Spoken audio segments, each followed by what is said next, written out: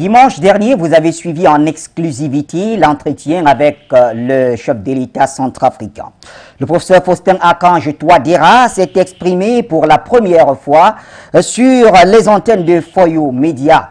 Le locataire du Palais de la Renaissance s'est ouvert donc sans tabou de la célébration du 62e anniversaire de l'indépendance aux questions internationales en passant par la crypto-monnaie Sango Coin, le projet de la révision constitutionnelle et la levée de l'embargo sur les armes. En tout cas, nous décrypterons tout ceci dans quelques instants.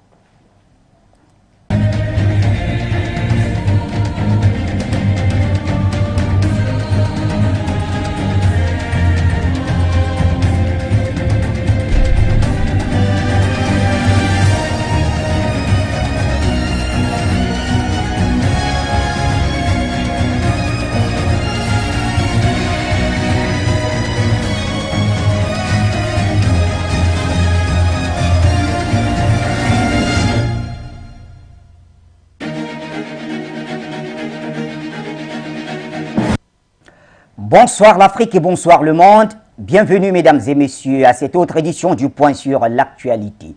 Vous êtes bien sur les antennes de Foyo Média, vous nous suivez sur les satellites Eutelsat et Amos, en radio sur la fréquence 96.3 FM pour ceux qui sont à Douala et ses environs, et d'autres bien sûr nous suivent sur toutes les plateformes des plateformes digitales, j'y arrive, Facebook, YouTube, en tout cas vous êtes nombreux de ce côté-là et tout cela nous honore. Aujourd'hui, nous accueillons un invité de marque pour parler d'une question très importante. Vous l'avez suivi donc, comme je le disais dans les propos liminaires, depuis dimanche, l'interview, sinon l'entretien exclusif du président centrafricain, le professeur Faustin Archange Touadéra sur nos antennes.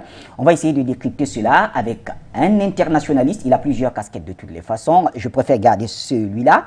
Je vous le fais découvrir tout de suite. Il s'agit d'Adrien Boni et Bombo. Bonsoir, monsieur Adrien Boni et Bombo. Bonsoir, Bachir. Merci de nous honorer de votre présence. Je suis très heureux d'être là. Dois-je dire aux téléspectateurs les autres casquettes ou bien je parle à l'internationaliste? Ça ira. D'accord. Oui, merci.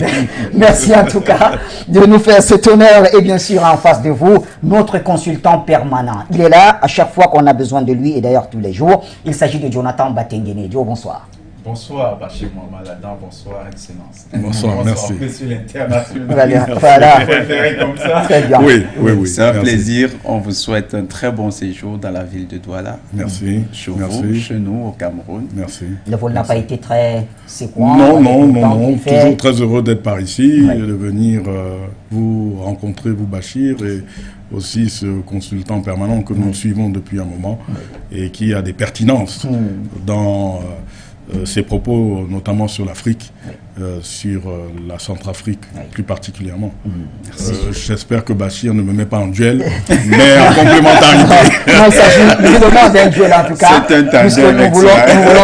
Nous voulons juste décrypter. Le président a parlé, donc on l'a écouté, d'autres pas. Alors pour ceux qui avaient manqué la première diffusion et les autres même, c'est une séance de rattrapage, mais cette fois-ci, on aura le plaisir d'essayer de mettre tout cela sur la table et d'en discuter. Avec vous téléspectateurs, avec la complicité de la réalisation, on va suivre l'intégralité de cet entretien. On revient juste après.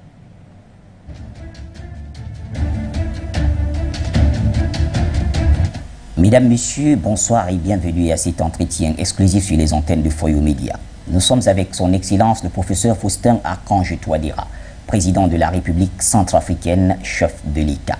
Monsieur le Président, bonsoir. Bonsoir. Nous sommes en co-présentation avec Sike Doumbé en ce jour de fête. Merci une fois de plus, Monsieur le Président, de nous recevoir chez vous. Merci, c'est nous qui sommes très heureux de vous accueillir en ce jour solennel pour nous. Exactement, vous faites bien de le dire, Monsieur le Président, un jour solennel. Permettez-nous une fois de plus de vous souhaiter une chaleureuse fête de l'indépendance. Alors, 62 ans, c'est un long chemin parcouru, Monsieur le Président. Quel bilan faites-vous de votre pays après ces 62 années de liberté? En tout cas, merci pour l'opportunité que vous me donnez. 62 ans, c'est déjà beaucoup d'années. La République centrafricaine a eu des bons moments et aussi des moments difficiles, comme la vie de toute nation. Mais aujourd'hui, je pense qu'il faudrait, c'est vrai, le passé va nous permettre de moments de réflexion, mais c'est davantage de regarder l'avenir. Et nous sommes pensons que nous avons un avenir promoteur et que la République centrafricaine, le peuple centrafricain, pendant ces moments difficiles, a fait preuve de résilience. Il y a eu des bons moments aussi dans le passé, mais ces dernières années, nous avons connu des moments difficiles. Mais nous pensons que cette sombre page de notre histoire est derrière nous. Et donc aujourd'hui, la République centrafricaine se construit avec une vision nouvelle, avec sa jeunesse qui est engagée à changer de paradigme pour vraiment son épanouissement et son développement. Quelle est la recette de Monsieur le Président? Aujourd'hui, on vit dans une Centrafrique libre et calme, une Centrafrique qui a pu, grâce à votre travail, reconquérir plus de 98% de son territoire qui était jadis occupé par des rebelles. Oui, c'est vrai que, comme je viens de le dire, nous avons traversé un moment difficile. Et quand vous avez vu, j'avais pris mes fonctions en 2016, c'était dans des moments très, très, très difficiles.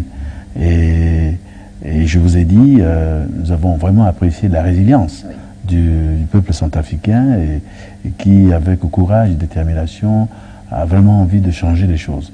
Et pour ça, nous avons aussi eu le soutien de la communauté internationale, soutien des pays voisins, de nos organisations sous-régionales qui nous ont appuyés, renforcé la résilience du peuple centrafricain. C'est vrai que tout n'est pas encore rose en termes de...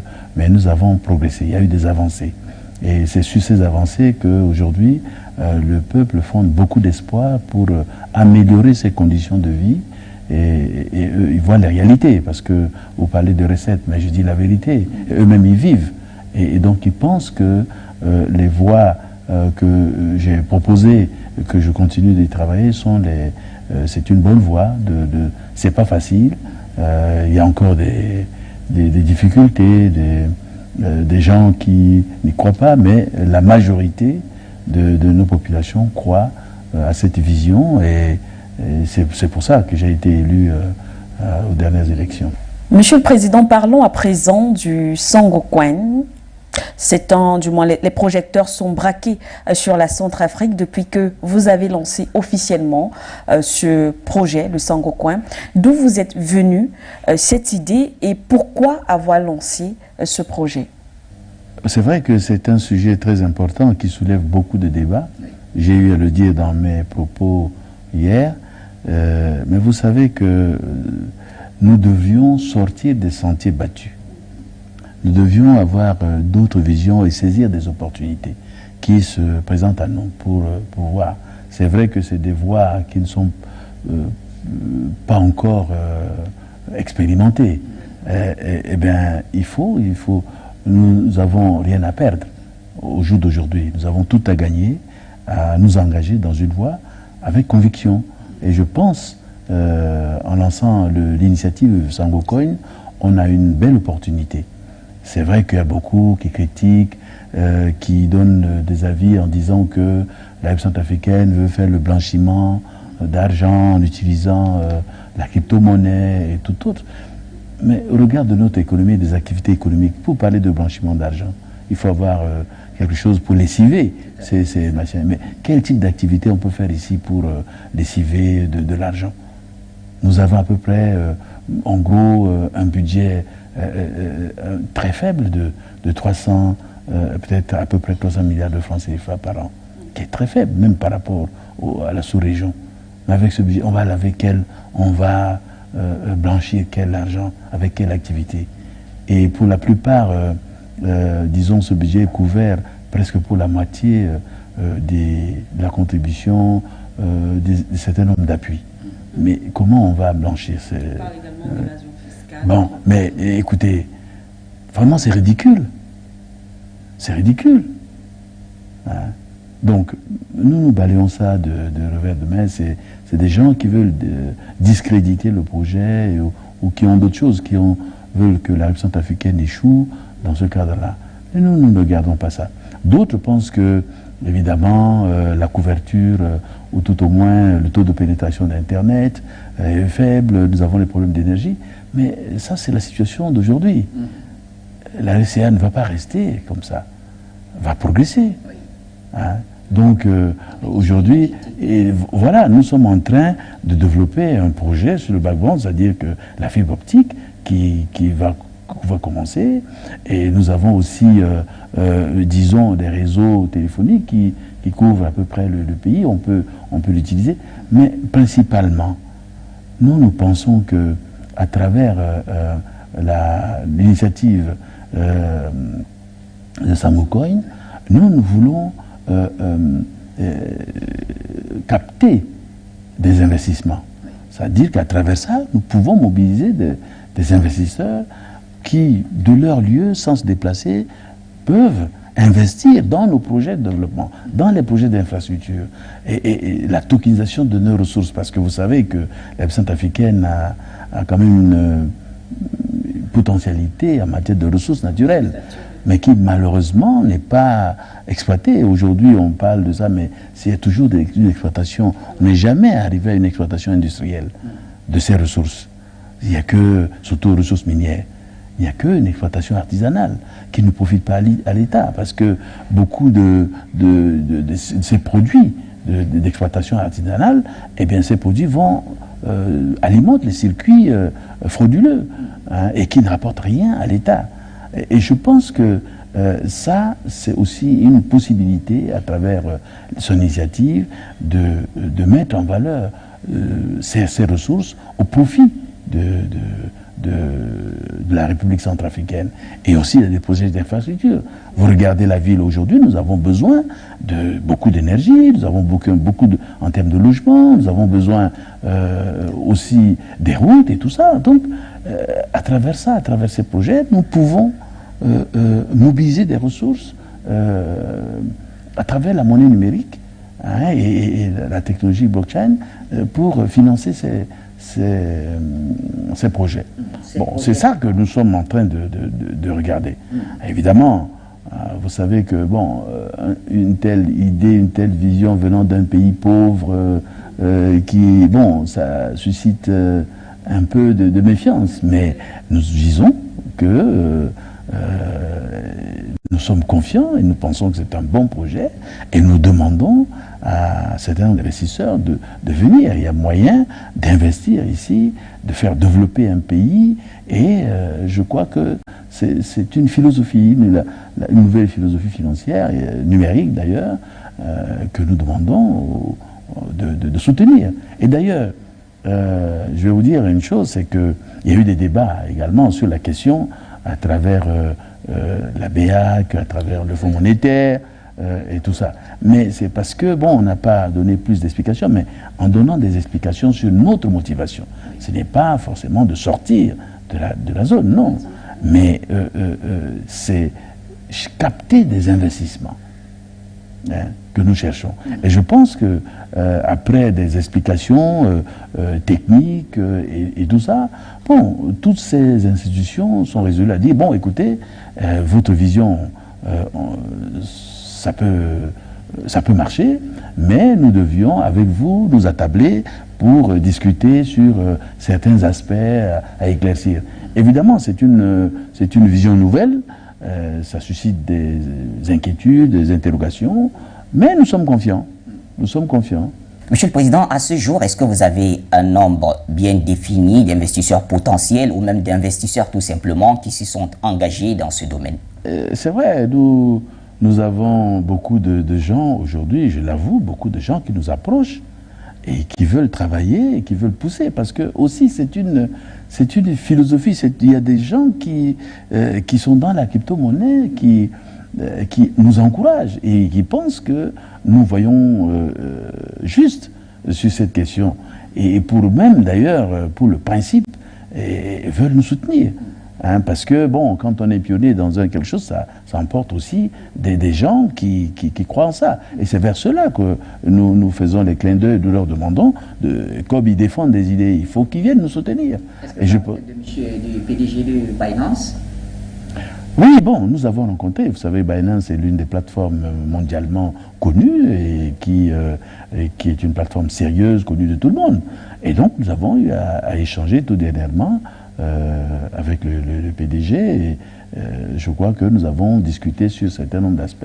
Il y a des possibilités de coopération qui se mettent en place, comme lui-même il a posté. Monsieur le Président comprend bien que ce projet va changer la vie de la population en République centrafricaine. Nous y croyons, nous y croyons. L'on ne saurait parler du Sangokwa, Monsieur le Président, sans faire référence au franc CFA.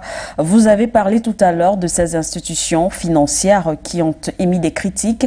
Alors, est-ce qu'aujourd'hui, la République centrafricaine veut sortir du franc CFA? Non, je voulais préciser que ce n'est pas notre vision de sortir de la sous-région, parce qu'aujourd'hui, vous savez que les gens nous ont fait des critiques en disant que si vous n'avez un taux de pénétration Internet très faible, vous n'avez pas assez d'énergie.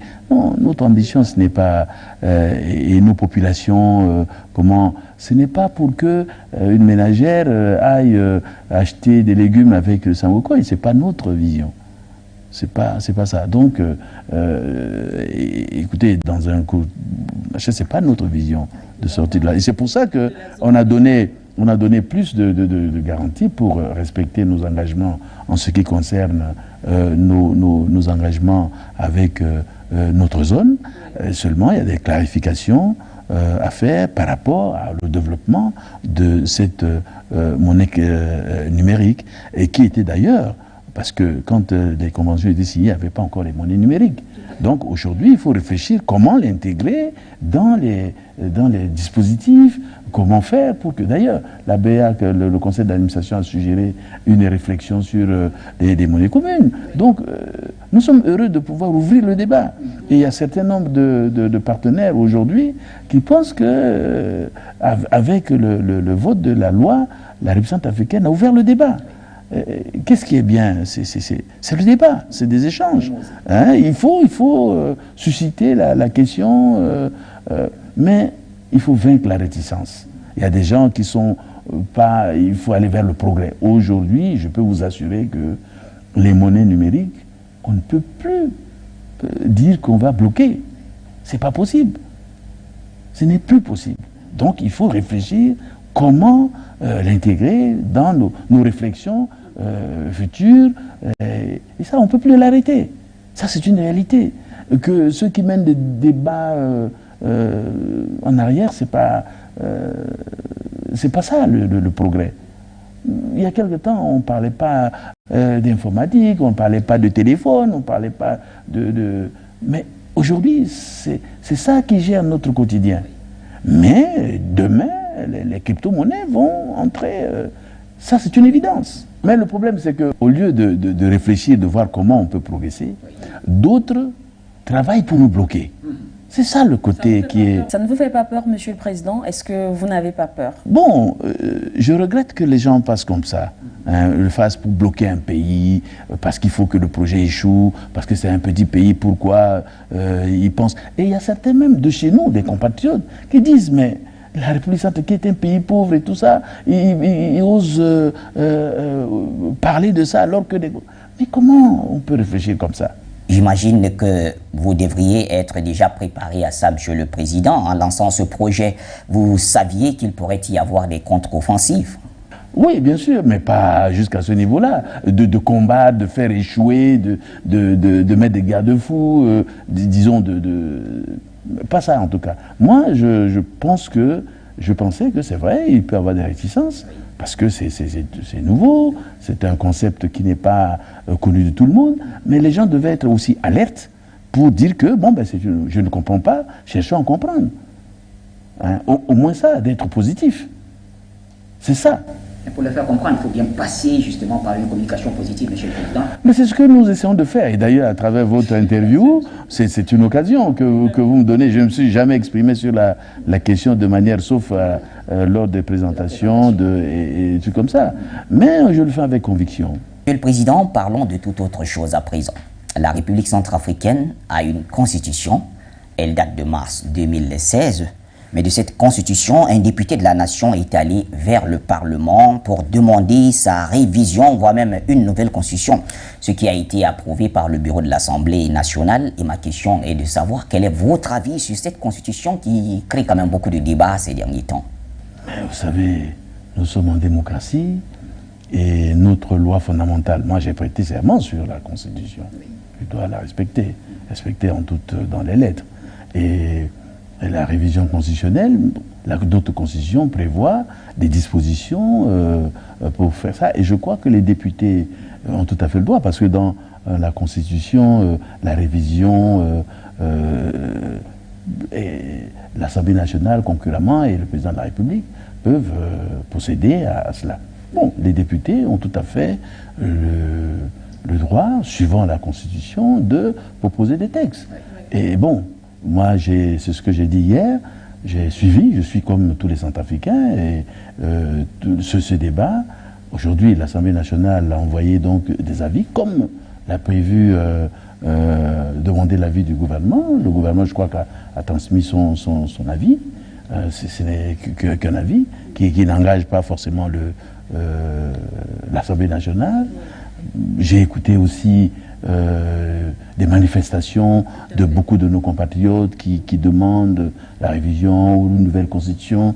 J'écoute le débat comme tout le monde, mais je ne peux pas, en tant que président de la République, ne pas prêter l'oreille et écoutez, bon, nous prenons acte. Aujourd'hui, cette question revient donc à l'Assemblée et au gouvernement. Et ils vont s'attabler pour y donner suite. En tout cas, moi j'ai écouté ce que mes compatriotes ont dit. Monsieur le Président, le Conseil de sécurité de l'ONU a renouvelé le 29 juillet dernier jusqu'au 31 juillet 2023 l'embargo sur les armes imposé à la République centrafricaine, mais tout en précisant que ces mesures ne s'appliquent pas aux livraisons d'armes et de munitions, de véhicules de matériel militaire destinés aux forces de sécurité centrafricaines. Et là, je les cite. Alors, qu'est-ce que cela signifie concrètement? Est-ce que l'aspect sécuritaire en RCA va changer? Du moins, qu'est-ce qui va changer dans le pays? Mais vous savez, c'est une victoire très importante pour la République centrafricaine. Ça fait depuis ma prise de fonction, j'ai dénoncé cet embargo. J'ai dit que cet embargo est injuste. Comment nous sommes à l'ordre constitutionnel? L'armée nationale, l'armée est une institution qui a une mission régalienne de protéger la population. Mais comment continuer à mettre un embargo sur les forces régulières?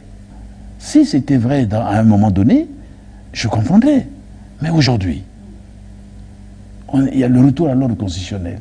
On a une armée qui est en reconstruction, une armée républicaine, soutenue par les partenaires, pour permettre justement de défendre. Ça, c'est le rôle de l'armée nationale.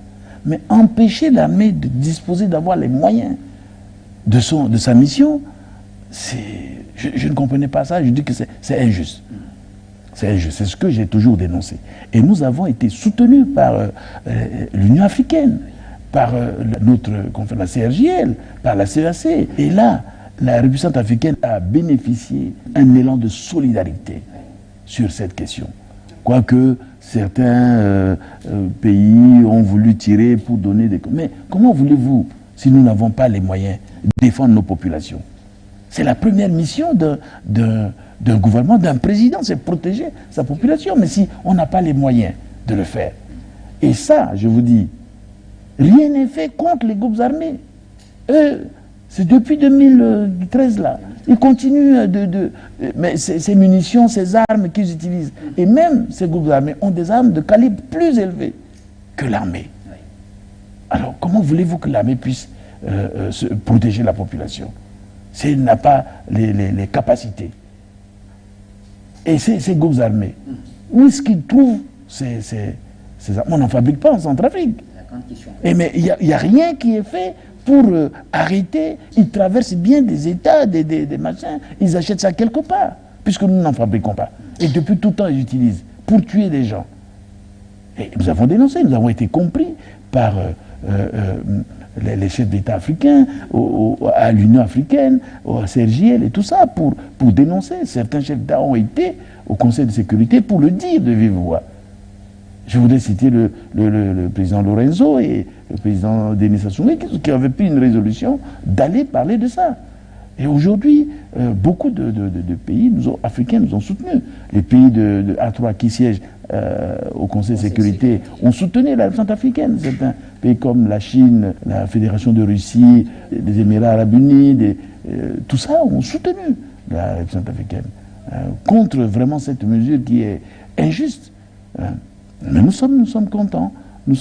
Et là, ça va plus donner de possibilités de petit à petit pour que vraiment l'armée nationale puisse avoir les moyens de se déployer. Quel regard portez-vous sur l'opération militaire spéciale de la Russie en Ukraine? Écoutez, nous avons souvent des problèmes ici.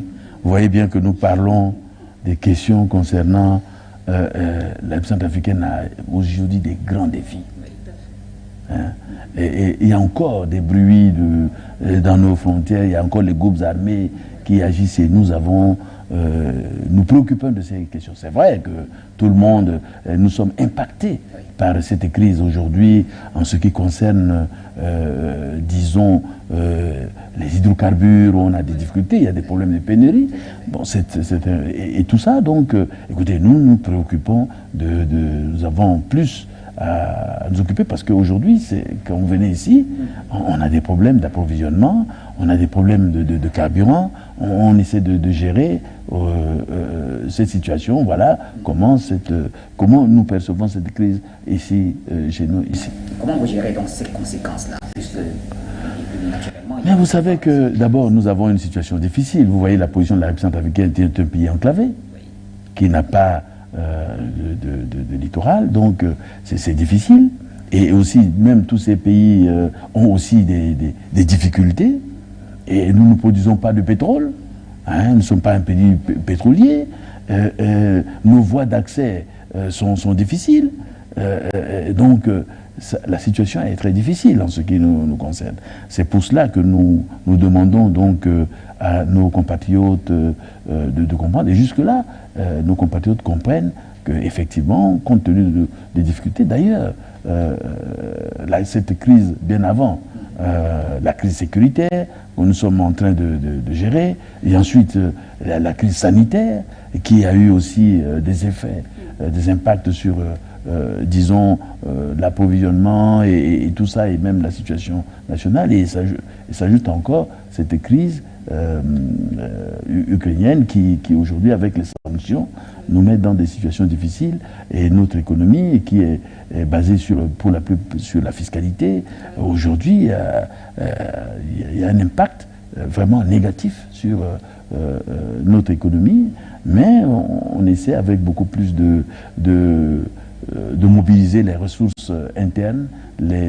Alors c'est pour cela que le gouvernement est actuellement en séminaire gouvernemental pour recadrer, voir comment optimiser, disons, la mobilisation des ressources internes, même les ressources non fiscales et tout ça, comment les drainer pour renforcer la mobilisation des ressources internes afin de faire face aux défis que nous lance aujourd'hui, que nous avons à travers cette crise ukrainienne. Et justement, parlant de cette crise, Monsieur le Président, il y a des difficultés, il y a la crise, tout comme les autres pays africains. La SCA a également subi des conséquences, mais la SCA a aussi pris position, ou du moins prend position. Le pays s'est abstenu, par exemple, à voter plus ou moins contre la Russie. Écoutez, vous embrayez sur... nous avons fait un choix, nous avons voté en âme et conscience, nous avons nos représentants au niveau qui ont fait ce choix par rapport à notre vision des choses. Nous ne comprenons pas, nous prenons position par rapport à choses telles que... du président français Emmanuel Macron. Mais écoutez, je ne voudrais pas aller sur ce terrain-là. Vous savez qu'il faut laisser passer un certain nombre de choses. Monsieur le Président, plusieurs dirigeants et représentants des grandes puissances ont effectué des tournées sur le continent africain ces dernières semaines. En l'occurrence, le président Emmanuel Macron de la France, le ministre des Affaires étrangères russe, Sergei Lavrov, et le secrétaire d'État américain, Anthony Blinken. Mais pourquoi l'Afrique intéresse tant ces grandes puissances, Monsieur le Président? Mais l'Afrique, c'est le continent d'avenir. c'est un continent, le continent d'avenir. Il y a beaucoup de potentialités en termes des échanges commerciaux, il y a des ressources, et comme tous les autres pays, toutes les grands pays veulent avoir des possibilités de coopération, de partenariat avec les pays africains. Je pense que c'est ce qui est tout à fait normal. Aujourd'hui, l'Afrique a beaucoup de potentialités. Hein, et c'est pour ça que ces potentialités intéressent ces États, même au point de vue des échanges, au point de vue des ressources. Hein, et aussi, c'est un continent d'avenir. Nous avons un continent qui est très jeune. Il y a beaucoup la jeunesse aujourd'hui est une jeunesse très dynamique et nombreuse, c'est l'avenir. Donc tout ça, ça intéresse les pays, les grands pays qui veulent se positionner en termes de coopération sur le continent. Et comment les Africains pourraient-ils capitaliser justement cette guerre des grandes puissances pour ne pas être quand même, une fois de plus, victimes sur leur propre territoire? Mais nous avons, je crois qu'il y a la réflexion qui a été portée aussi au niveau de l'Union africaine. Nous avons créé une zone de libre-échange continentale. Ça, ce sont des réflexions, comment nous pouvons coopérer entre nous pour renforcer et que l'Afrique doit parler d'une seule voix pour capitaliser et puis voir ses intérêts. Je pense que ça, aujourd'hui, ce n'est plus l'Afrique d'hier. C'est vrai que nos dévanciers ont pris, certains nombre, ont une vision, mais compte tenu du contexte actuel, il y a des nouvelles visions, il y a une prise en main, il y a aussi de nos réalités. Et le fait que l'Afrique veut parler d'une seule voix. Et ça, c'est très important par rapport aux différents continents.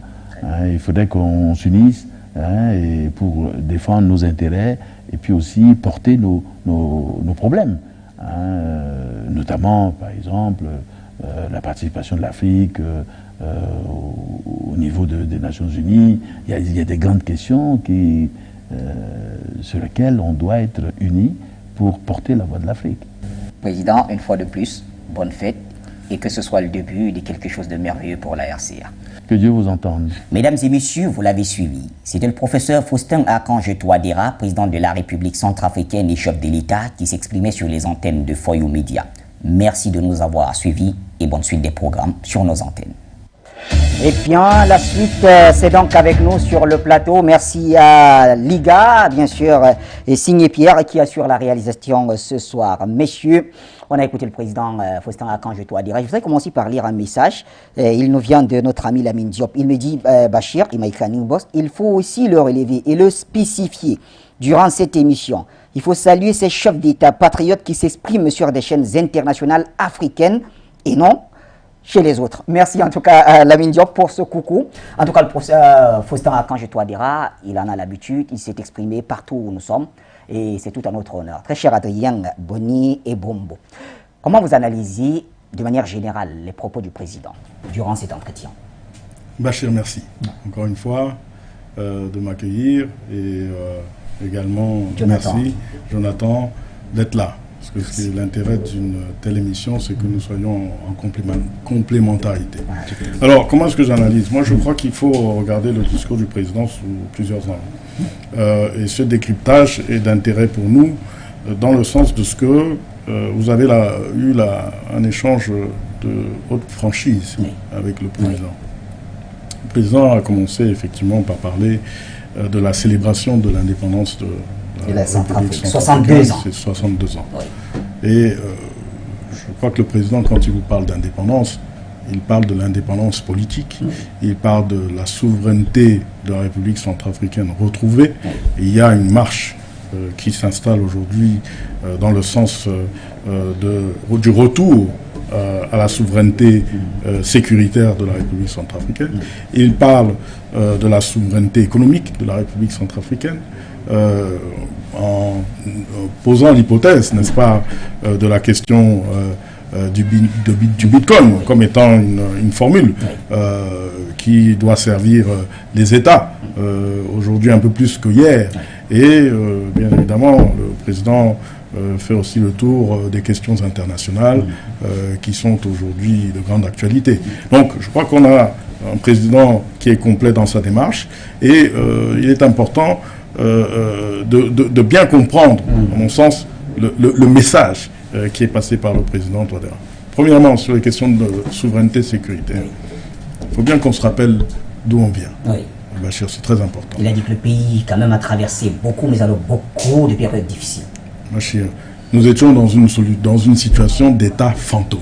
Oui. Le président Touadéra arrive à un moment où, effectivement, on est dans l'inexistence de l'état de droit. La souveraineté de l'état ne s'appliquait presque sur aucun des espaces territoriaux que compte la République centrafricaine. Il y a des choses qui sont des déterminants qui sont factuels. Oui. Aujourd'hui, en 6 ans, la République centrafricaine retrouve plus de 90% de son territoire, donc sa souveraineté sur pratiquement l'ensemble du territoire. S'il y en a qui sont à douter d'un bilan, il est bien là. Ce sont des faits, c'est concret. Alors, ça n'a pas été facile pour le président de positionner une telle équation. Mais ce qui est important pour les populations centrafricaines, c'est qu'elles constatent aujourd'hui qu'elles ont la liberté de circuler, chose qui, depuis très longtemps, n'apparaissait pas comme une évidence. Donc, je crois qu'il faut déjà saluer cette question. Après, je ne vais pas prendre le temps d'un monopole pour approfondir. Je vais laisser pourquoi pas pour une première lecture, pourquoi pas. Alors, commencer par cette lecture et puis revenir. Jonathan. Oui. Je veux préciser quand même quelque chose de très important qui est assez rare. Le président Touadéra a accepté cet entretien sans demander un protocole d'interview, ce qui n'est pas très souvent le cas. Donc, vous voulez l'interview? Oui, venez, on va faire l'interview, c'est tout. Donc, voilà, ça vient de là. D'abord, Bachir, je vais saluer le professionnalisme, Oui. que ce soit des techniciens, particulièrement saluons notre frère et ami, M. Yannick Son, Oui. qui, dans le cadrage, est resté en professionnel à tous les niveaux. La qualité d'image. Pourquoi j'insiste sur ces détails? Eh bien, pendant longtemps, les chefs d'État africains se sont fait prendre par des médias internationaux au prétexte que ceux-là avaient de meilleurs professionnels que ceux d'Afrique. Voilà une interview qui ne souffre d'aucune critique, que ce soit sur le fond ou sur la forme. Il faut saluer cela. Il faut saluer également la posture, le respect.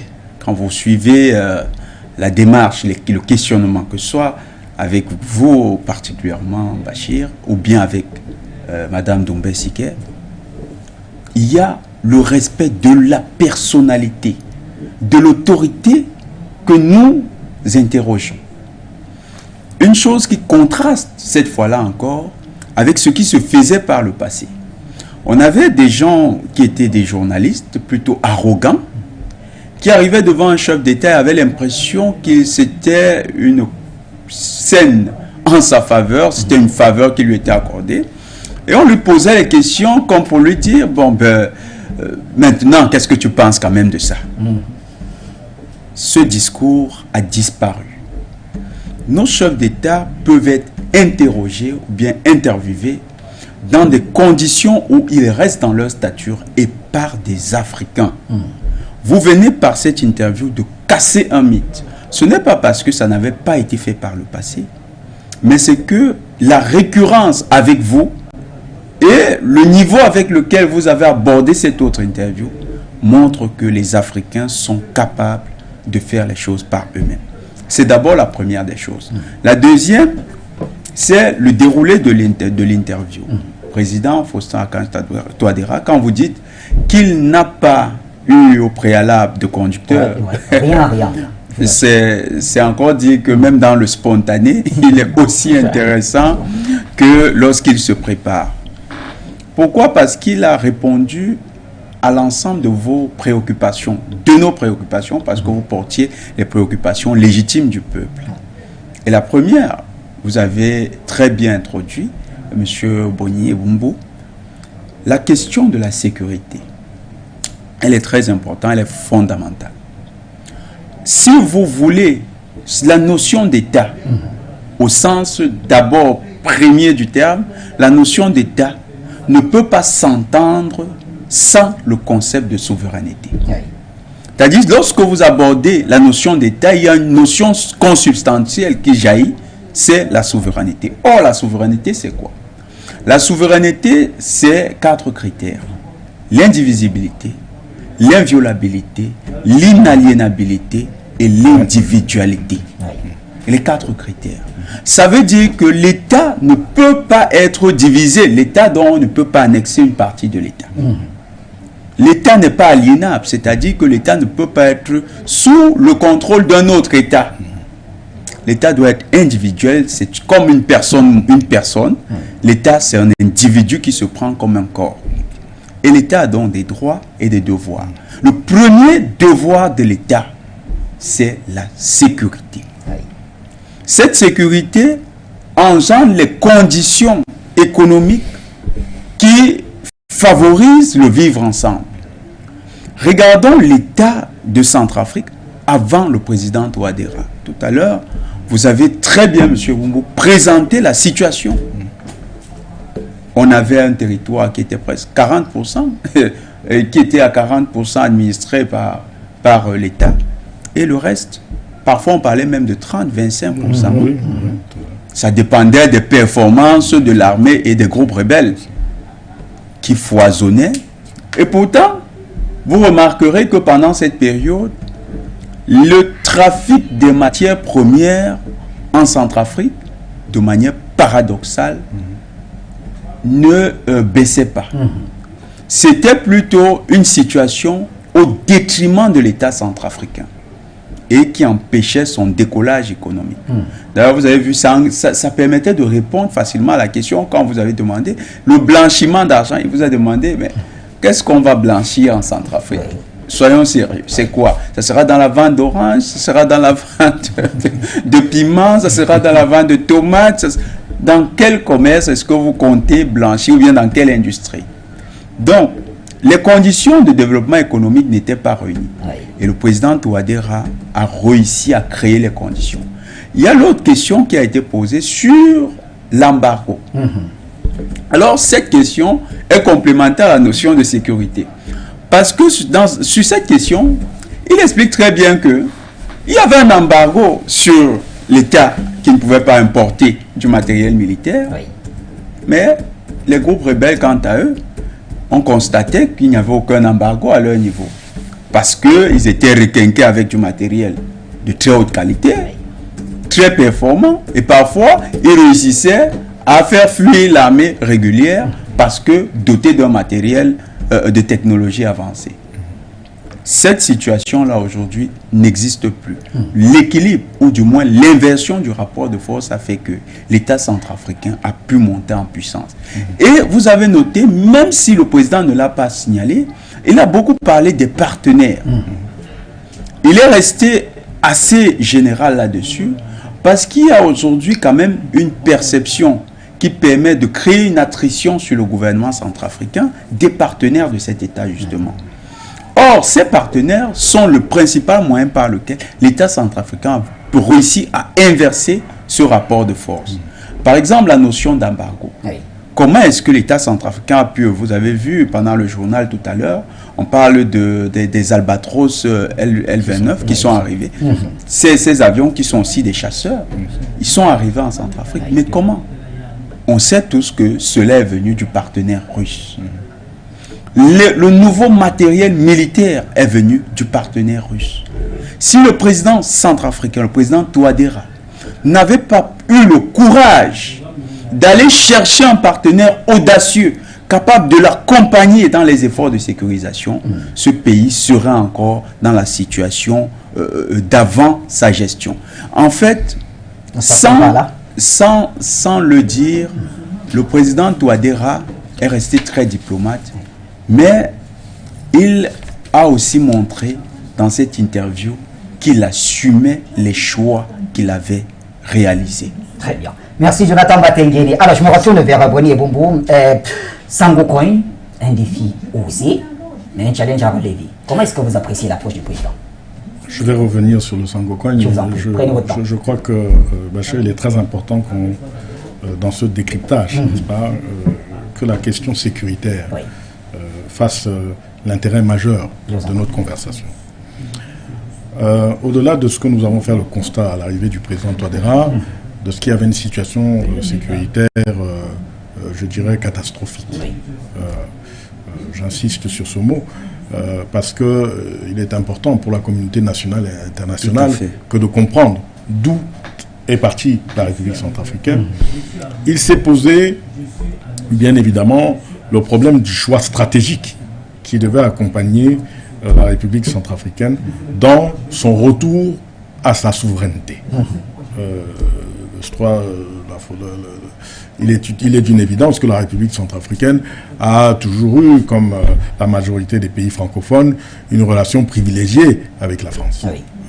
Mais il s'est également trouvé que la vision du président Touadéra a été celle que de dire qu'il faut ouvrir les partenariats, aller dans la diversification des partenariats et dans ces partenariats sur les questions sécuritaires, sur les questions économiques, y aller sans tabou. Il y a assez de place pour tout le monde en République centrafricaine.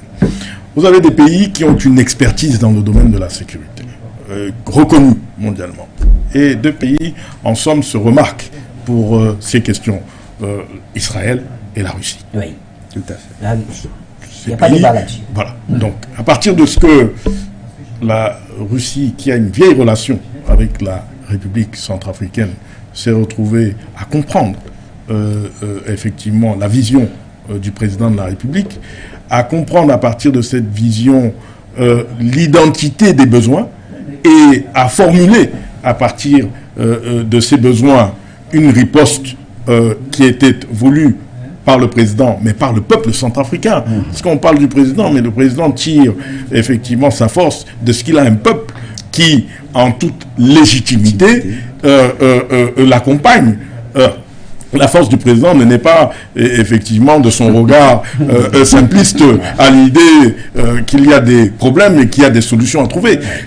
On a donc, à partir de là, eu un président qui, par son leadership, a trouvé le meilleur des partenaires sur l'instant qui pouvaient l'accompagner. Il ne faut pas oublier que l'Afrique a été très présente aussi dans cette reconstruction de la souveraineté. Le Rwanda est un pays qu'il faut largement saluer. Et au-delà, bien évidemment, la sous-région a été aussi en participation, et bien au-delà de la sous-région, d'autres pays qu'on ne peut pas lister. Mais voilà, donc derrière cela, il n'y a pas eu de naïveté, parce que je crois qu'il y a souvent ce réflexe pavlovien qui consiste à croire que les solutions arrivent uniquement qu'à partir de ce que, par un claquement des doigts, on les a imposées, ou en tout cas on les a proposées. Le président a assumé un leadership. Et je crois que vous êtes à savoir que si aujourd'hui on parle de souveraineté retrouvée, si on parle d'une intégrité territoriale de la République centrafricaine qui se regagne fortement, c'est parce qu'il y a une énergie qui a été effectivement propulsée par le président. Et cette énergie propulsée, Bachir, bien au-delà de ce que nous avons connu en début d'année. Vous vous souvenez qu'il y a eu des tentatives de déstabilisation, et une forte tentative de déstabilisation des institutions. Alors, je ne sais pas aujourd'hui comment qualifier ce que certains sont à vouloir reprocher au président. Qu'est-ce que la communauté internationale pourrait être à reprocher à un président qui, d'une certaine manière, a été élu pour protéger son peuple, a été élu pour permettre à son pays, à ce peuple-là, de jouir d'une autodétermination qui fait la vocation de l'indépendance et, bien évidemment, d'accompagner son peuple dans le redressement économique. Alors, 6 années, Boni et Bombou, 6 années quand même à se battre, à batailler pour demander la levée de l'embargo afin de sécuriser comme il se doit le pays. C'est assez long, mais pour quel résultat aujourd'hui? Bachir, qu'est-ce qui fait l'idée de l'embargo? Il faut bien qu'on soit notionnel. Pourquoi est-ce qu'à un moment donné, on impose un embargo sur la République centrafricaine. Parce qu'on se trouve dans une situation où, comme je le disais tout à l'heure, c'est un État fantôme. Oui. Il y a, à partir de l'idée de l'embargo, la communauté internationale qui souhaite contrôler la circulation des armes dans la République centrafricaine par le mécanisme illicite qui a été proposé. Il y a le combat que la communauté internationale suppose contre les groupes armés. Et il y a bien évidemment le volet sécurisation même des armes. Parce qu'à partir du moment où, pour être dans l'illustration, vous avez des armes qui sont dans des soutes qui ne sont plus sous le contrôle de l'État et que les groupes rebelles, et au-delà des groupes rebelles, certaines personnes sont dans une manipulation directe de ces armes, il est évident qu'il faut restructurer cela. À un moment donné, je crois que tout le monde pouvait être d'accord sur l'idée d'un embargo. Mais cet embargo valait pour que l'État puisse se reconstruire et que l'État puisse retrouver effectivement l'idée de ce rapport de force qui lui valait d'être, lui, en qualité d'une de ses fonctions essentielles, qui est celle de la protection de son territoire, de ses populations, et non pas que ce rôle soit celui que les groupes rebelles ont eu avec la concordance de certains moyens et de certains pays. Pourquoi justement cet embargo n'a pas eu d'effet sur ces groupes rebelles? Mais tout simplement parce que nous sommes dans le cynisme. Et que dans les relations internationales, il faut bien intégrer la dimension du cynisme des États. Disons-le clairement. À un moment donné, vous s'est retrouvé en République centrafricaine dans une situation qui valait pour que l'armée soit moins dotée que les groupes rebelles qui étaient, eux, effectivement, non dépositaires de la question qui valait pour beaucoup à commentaire sur les droits de l'homme, notamment. Hein? Les groupes rebelles se sont retrouvés plus favorisés que l'État, avec moins de responsabilités que l'État dans ces questions qui relèvent, n'est-ce pas, des domaines qui sont spécifiques et régaliens et qui font les fonctions d'un État. Alors, moi, je vous dis clairement que nous avons eu des discussions à un moment donné, le président a eu des discussions à un moment donné avec la communauté internationale et avec les Nations Unies. Mais comment pouvons-nous apprécier une telle disproportionnalité dans l'offre qui était proposée par la communauté internationale? Écoutez, vous êtes l'État, on va progressivement lever l'embargo sous le prétexte de questions techniques à résoudre, mais pendant ce temps, effectivement, les groupes armés se dotent de moyens bien plus raisonnants que ceux de l'armée nationale. Bon, cette disproportionnalité ne peut pas se comprendre. Comment vous appréciez le rôle des A3, ces trois pays africains qui ont quand même milité fortement pour qu'on en arrive aujourd'hui à cette levée partielle, si on veut, de l'embargo sur les armes? Je pense au Gabon, le Kenya, entre autres, qui siégeaient. Vous avez sur ces trois A, évidemment, une solidarité qui s'est appliquée. Parce qu'il y a une position de l'Union africaine sur la question de la République centrafricaine. Tout à fait, je crois que le président l'a également. Et au-delà de l'Union africaine, vous savez, les contextes sont les mêmes. Je veux dire, un Kenyan ou un Gabonais comprendra plus les problématiques qui sont posées à la République centrafricaine que certains sont à le comprendre. Je suis d'ailleurs très surpris qu'aujourd'hui, la compréhension évolue de l'Europe s'agissant, n'est-ce pas, du conflit ukrainien. On entend aujourd'hui qui parlent de la souveraineté des États et qui sont sur, bien évidemment, le principe de la souveraineté. Mais il n'y a pas, si vous voulez, un deux poids deux mesures. La souveraineté de l'Ukraine vaut aussi bien pour la souveraineté de la RCA. La souveraineté de la Russie vaut aussi bien pour celle de la RCA. Et il y a eu des constances sur les questions de souveraineté. La Chine et la Russie sont... la Fédération de Russie sont essentiellement sur ces questions à chaque fois qu'une résolution doit passer et qui contrarie les États africains. Donc je crois qu'il faut saluer bien évidemment cette solidarité africaine notamment et internationale sur la question de l'embargo. Mais au-delà de la saluer. Il faut bien comprendre, encore une fois, que c'était une injustice et que le président n'a eu cesse de plaider pour la levée de cette injustice-là. Voilà. Très important, en tout cas, de le rappeler également. Alors, encore 12 minutes, on peut y arriver. Jonathan Bateguine. Je comprends que M. Boni et Bumbu aient aussi voulu être soft, oui. mais j'utiliserai un mot panafricaniste. En tout cas, il faut rappeler qu'il est diplomate dans son licence. L'embargo, c'était pour favoriser le banditisme international qui s'était créé en Centrafrique. Oui. Souvenez-vous du convoi des Nations Unies avec des soldats français, escortés par des soldats français, qui a connu un accident dans une localité centrafricaine. Qu'est-ce qu'on a trouvé dans le... C'était des minerais. Oui.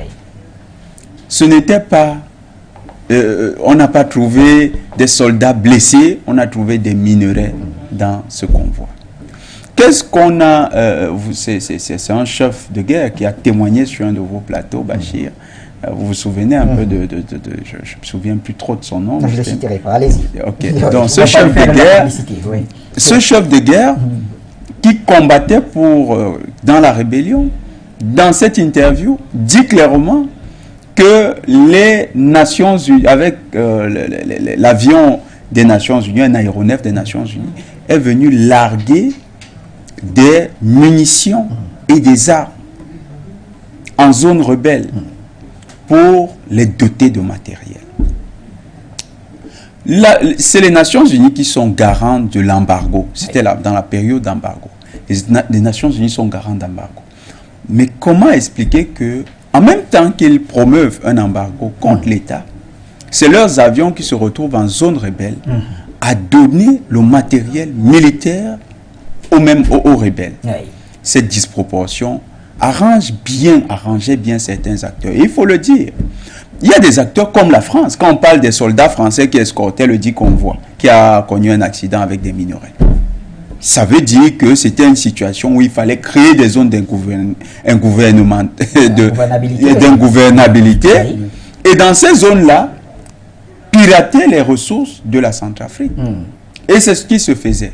D'ailleurs, quand les douaniers russes ont apporté leur soutien à la douane centrafricaine, qu'est-ce qui s'est encore passé? On a intercepté des cargaisons qui sortaient des zones contrôlées par les Français. Il y a eu sur la Centrafrique l'expérimentation du pillage. Et quand nous disons du pillage promu par les États dits puissants, mais qui sont en fait des États que nous considérons comme des prédateurs, s'il faut être soft, mais en fait qui pratiquent le banditisme international, et nous serons pas tendre là-dessus parce que c'est une chose qui est avérée. Aujourd'hui, les États-Unis pratiquent la même chose en Syrie, où ils piratent le pétrole syrien qu'ils font transiter par l'Irak et ils ramènent avec leurs tankers chez eux. Les Français vont envoyer une légion étrangère au Yémen pour faire la même chose. Parce que là-bas, il y a les champs gaziers qui ne sont plus sous le contrôle des forces gouvernementales ni des forces outils. Ils veulent créer une zone là-bas qui ne sera pas contrôlable, à partir de laquelle ils vont s'approvisionner en gaz. Le président Biden a donné son accord pour cette opération il y a de cela 4 jours. Voilà le mécanisme par lequel ces gens s'enrichissaient en Centrafrique. Et quand ils avaient voté l'embargo, c'était simplement pour que l'État centrafricain, puisque ça échappait déjà à leur lieutenant sur le terrain Bozizé, puisque c'était en train de lui échapper entre les mains, ils se sont dit, non, il ne faut pas qu'un autre acteur arrive avec des velléités de contrôler cette affaire. On va lui enlever ses moyens et on va voir comment ils vont se gérer. Voilà, c'était un gros piège pour les successeurs de leur larbin qui était en train de quitter. Madame Samba Panza, quand elle est arrivée, vous vous souvenez de l'incident? Grondée par le ministre Le Drian pour qu'elle signe un accord factice. Voilà les véritables comportements qui étaient, les véritables motivations qui étaient derrière cette histoire. Les États prédateurs avaient fait de la Centrafrique leur chasse gardée. Aujourd'hui, le président Touadéra, quand il restaure l'autorité de l'État, il gêne leurs intérêts. Regardez l'attrition médiatique qu'il a subie dans les médias du Quai d'Orsay. On a présenté le dialogue national, on a voulu torpiller le dialogue au Soudan, les accords de Khartoum. Oui. Ils ont tout fait pour dissuader les chefs rebelles de ne pas y aller. Ils ont même créé une organisation. Désormais, Bozizé est devenu le patron. Lui qui est recherché par les tribunaux internationaux, reconnu suspecté de crimes de guerre et crimes contre l'humanité. Lui qui est sous le coup d'un mandat d'arrêt international et qui est recherché également par les autorités centrafricaines, à qui le président Touadéra a même encore accordé des situations, une situation extraordinaire on va dire sa mansuétude, parce qu'il a pu venir sur le territoire centrafricain pendant l'élection alors qu'il était poursuivi. Un tel individu se retrouve soutenu par la France encore pour créer le chaos en Centrafrique. Effectivement, quand M. Boni parle d'une tentative de déstabilisation qui a secoué, c'était M. Bozizé et son ami Ali Daras qui est devenu son général, hier qui était son adversaire. Des coalitions étranges constituées par des malfaiteurs instrumentalisés par la France. Aujourd'hui, le partenariat qui fait mal à la France, parce que c'est ça qui crée la trition contre les efforts du président Touadéra de ramener la sécurité, c'est le partenariat avec la Russie. Pourquoi? Parce que la France considère la RCA comme sa propriété. C'est-à-dire, ils ne considèrent pas la RCA comme un pays avec sa souveraineté. Pour eux, c'est leur propriété. La notion de souveraineté, pour eux, est applicable dans un 2 poids 2 mesures. La souveraineté s'entend en Ukraine comme étant un État qui est inaliénable. Mais pour eux, ils conçoivent la souveraineté centrafricaine comme dépendant de son aliénation vis-à-vis de la domination française. Dès lors qu'elle s'émancipe que ce pays s'émancipe de cette domination, pour eux, elle va s'aliéner d'une nouvelle domination. Voilà l'entendement français de la souveraineté centrafricaine et même des Africains. Parce que pour aller vers un autre maître. Mais c'est ce qu'ils ont vendu comme idée.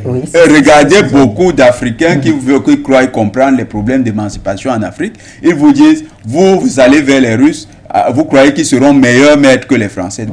Tellement ils ont créé l'idée que nous sommes faits pour être esclaves, qu'ils donnent l'image de la Centrafrique comme étant un pays qui est seulement prêt à l'esclavage. Or, le président Touadéra est dans une dimension de libération de son pays qui fait que lui, il envisage la diversification de partenaires comme un principe de coopération internationale. C'est l'affirmation même de sa souveraineté. Ce n'est pas une aliénation à la Russie, c'est une coopération avec la Russie. Tant que le partenaire français n'intégrera pas ça dans son logiciel d'analyse, il aura toujours une vision erronée de ce que la Centrafrique est en train de faire. Merci Jonathan Batengene. Alors on a même oublié qu'il fallait prendre les appelants. En tout cas, tellement ce que vous dites, messieurs, c'est très très important. Alors donnons quand même la possibilité à un ou deux de nos appelants et puis on viendra faire un dernier tour de table si vous le voulez bien. Lamine Diop, il est en attente depuis plusieurs minutes déjà. Lamine, bonsoir cher ami, merci d'être avec nous, vous avez la parole. Votre projet technique, et puis bonsoir à l'ensemble des deux panélistes, M. Batengene et M. Ebombo. Écoutez, mon cher Bachir, je resterai dans le sillage de ce qui a été dit sur le plateau par les deux panélistes. Et permettez-moi de revenir là-dessus, d'ailleurs, sur cette analyse, sur cette com énergique de Touadéra. Alors, peut-on parler qu'il s'agit d'une défense énergique de son mandat? Écoutez, mon cher Bachir, mes chers panélistes, c'est une défense, si j'ose dire, offensive. C'est les rares fois qu'il s'accorde à un droit d'inventaire et qu'il l'utilise avec vigueur. Le signal positif, c'est qu'il le fait dans des conditions panafricaines. D'un côté, une très bonne interview dans votre chaîne For You TV, c'est vigoureux, c'est clair, c'est même assez convaincant, en tout cas assez convaincant pour les panafricains qui sont les téléspectateurs de For You TV et ailleurs. Il a deux angles qui sont défendables. D'une part, sa politique, elle est moins belliqueuse par rapport à celle d'Assimi Goïta, par exemple, mais au moins, c'est une politique patriote et panafricaine. Et puis, pour la jeunesse centrafricaine, il a fait beaucoup de choses. Le pays est stable et fiable économiquement. Alors, il énumère les mesures en question Et puis, contre le néocolonialisme et l'impérialisme français, il a fait un certain nombre de choses, comme le partenariat sécuritaire avec la Russie, il énumère également. Et puis, un autre angle qui est comparer ce que j'ai fait de la Centrafrique actuellement avec ce qu'a été la Centrafrique avant moi. Vous verrez la différence, etc. Et puis, il y a le Sangokoen et le débat sur la révision de la Constitution. Cette volonté de réviser la Constitution centrafricaine et de bypasser les comptes d'opération du Trésor public français avec des recettes issues de ce projet Sangokoen regorge des plans stratégiques, politiques et économiques qui déclenchent déjà des réactions absolument panafricaines et patriotiques. C'était tactiquement prévisible et le résultat de tout ça, c'est que les deux offensives simultanées se consolident l'une l'autre. Mais derrière ça, il y a quand même le message fort stratégique de cette communication, parce que Touadéra est très intelligent et très expérimenté.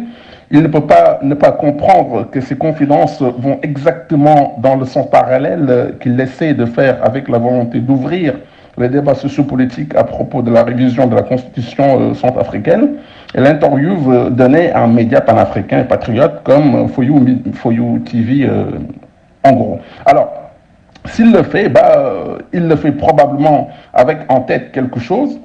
S'il le fait, c'est que d'un côté, il essaie de mener une offensive, j'allais dire, patriote et panafricaine sur le plan électoral, que de l'autre, il prépare déjà la défensive, plutôt la défense et l'illustration de son quinquennat. D'un côté, c'est 2025, et de l'autre côté, c'est après, car il est bien conscient, s'il quitte le pouvoir à la fin de son quinquennat, actuellement, le travail établi n'aura globalement rien servi. En tout cas, pour l'instant, tout simplement, les hyènes sont quasiment investies devant la maison centrafricaine et prêtes à l'attaque. Donc, disons Bachir, j'en termine là-dessus. Grosso modo, c'est du bon travail, l'interview. Et on encourage fort bien ce genre d'interview donné à des chaînes panafricaines et patriotes et non à des médias internationaux occidentaux, car l'inverse ne se fait pas. Merci, belle fin d'émission, à bientôt. Merci à vous, Lamine Diop. Malheureusement, on n'aura pas le temps de prendre d'autres appelants. On n'a plus que 3 minutes. Eh bien, je donnerai ces 3 minutes à notre hôte. Bien sûr, Adrien Ebombo. Alors, certainement d'autres choses à rajouter au moment où nous refermons cette autre émission. Oui, Bachir, c'est important et encore une fois, merci. Parce que je crois que l'occasion qui nous est donnée de venir sur ce type d'émission, c'est d'éclairer l'opinion nationale et internationale. Vous savez, le combat du président Touadéra, c'est le combat de l'Afrique. Et les peuples africains aujourd'hui sont très demandeurs de résultats. Il est important par rapport à, n'est-ce pas, ces demandes, qu'ils soient à même niveau d'information sur ce qui se passe dans nos pays. Tout à fait. Je pense que le président Touadéra, pour la question que vous m'avez posée tout à l'heure et qui concernait la crypto, s'est retrouvé, et c'est de manière inédite, à faire un choix qui comportait des risques. Je ne sais pas combien de présidents se seraient retrouvés à accepter de mobiliser l'ingénierie et l'intelligence communautaire pour arriver à absorber un tel projet. Mais qu'est-ce que le président fait comme constat? Il fait comme constat qu'il nous a été proposé par le monde plus développé que celui de la République centrafricaine, un mécanisme. Et que ce mécanisme marche ailleurs. Et le président, à partir de ce que, il ne faut pas l'oublier, docteur en mathématiques, qui travaille sur ces questions de crypto-monnaie, parce qu'il est dans la méthode quantique, a bien évidemment une appréciation de la question qui est bien plus élevée que la nôtre. On se dit, mais qu'est-ce qui devrait empêcher des investisseurs que de venir s'intéresser à la République centrafricaine à partir d'un mécanisme qui est proposé par le monde et qui est salué aux États-Unis et même en Europe, étonnamment disputé en Afrique, salué. La tokénisation des ressources, et bien évidemment, je dis, pourquoi ne pas aller vers cette voie? Oui. Toute la gesticulation que nous avons autour consiste essentiellement à vouloir protéger certains intérêts contre, bien évidemment, l'émanation d'une idée qui est novatrice pour l'Afrique. C'est un précurseur, et il faut le saluer comme ayant installé dans une sous-région qui est très difficilement manœuvrable, l'idée d'une nouvelle formule. Oui. Ça, il faut le saluer, ça relève d'un leadership. Oui. Maintenant, je voudrais vous dire qu'il est très important aussi de revenir sur la question de l'exercice du pouvoir. Parce que on a parlé de la question de la Constitution. Oui. On est sur l'idée de la modification de la Constitution, pas d'une révision de la Constitution. L'idée de la modification de la Constitution naît de quoi? Quel est l'héritage de la Constitution de 2016? Dans quel contexte la Constitution de 2016 a été rédigée? Dans quel état se trouvait la République centrafricaine? Et pour qu'en 2016, on soit aujourd'hui à se dire que c'était la meilleure des constitutions. La Constitution, c'est la mère des lois, mais elle n'est pas immuable. Elle s'adapte en fonction du temps, en fonction des événements. Et je crois qu'il est aujourd'hui important que de travailler pour le peuple centrafricain à cette question. Et je vais vous demander simplement, très rapidement, quelle est la formule plus démocratique qui soit que d'aller vers le référendum? Citez-moi dans aujourd'hui l'histoire contemporaine des États africains, celles et ceux qui ont utilisé le référendum pour aller vers la modification de la Constitution. Il y en a très peu, en tout cas. Je crois que cet exemple-là voilà. Et sur ce point, je voudrais qu'on salue, bien évidemment, le président Touadéra comme étant l'un des présidents les plus démocrates qui soit dans l'exercice du pouvoir. Le président Touadéra n'a pas un exercice du pouvoir à la verticale, il a un exercice du pouvoir à l'horizontale. Et il tire toutes ses forces de ce qu'il a une relation saine avec son peuple. Quand j'entends certains qui sont à parler de légitimité, vous savez pourquoi? Très rapidement, parce qu'il nous faudrait 10 émissions pour conclure. Pour conclure, donnez-moi une seconde. Alors, juste une seconde, puisque là, on va rentrer dans le temps du grand journal. Allez-y, en quelques secondes, je vous en prie. Pourquoi est-ce que nous avons fait en Europe l'idée de ces mandats qui étaient limités? Mais c'est parce que dans ces pays, il y avait une recherche à la question de la légitimité versus la légalité. Quand je parle de recherche, c'est que nous avons constaté en Europe que les gouvernants en Europe n'avaient plus la légitimité au-delà de l'élection qui leur permettait d'avoir cette légalité. Et pour donner un souffle à leur démocratie, ils ont été dans le concept ou dans l'idée d'une limitation des mandats pour redonner une appétence au peuple sur les questions politiques. Juste une chose, qu'est-ce qu'il y a de plus démocratique que de laisser le peuple choisir et de laisser ce peuple-là aller vers la restitution de ce combat. Merci en tout cas. Difficile de vous retirer la parole tellement ce que vous dites est important. Joe, souffrez que nous revenions, vous et moi. Monsieur Bombo a raison, Bachir. On pourra ajouter une chose sur la Constitution. Oui. Vous parlez même de modification, c'est nous, dans les développements, nous sommes arrivés à la solution suivant laquelle il fallait même une nouvelle constituante, parce que vous avez bien fait d'évoquer les conditions de la constitution de 2016. Merci. Très cher Jonathan Batengene, merci à Adrien Boni et Bumbu, merci à toute l'équipe qui a permis à ce que cette émission soit ce qu'elle est. Un grand merci à l'équipe du journal qui nous a donné quand même 3 petites minutes. Bonne suite des programmes sur les antennes de Foyo Média.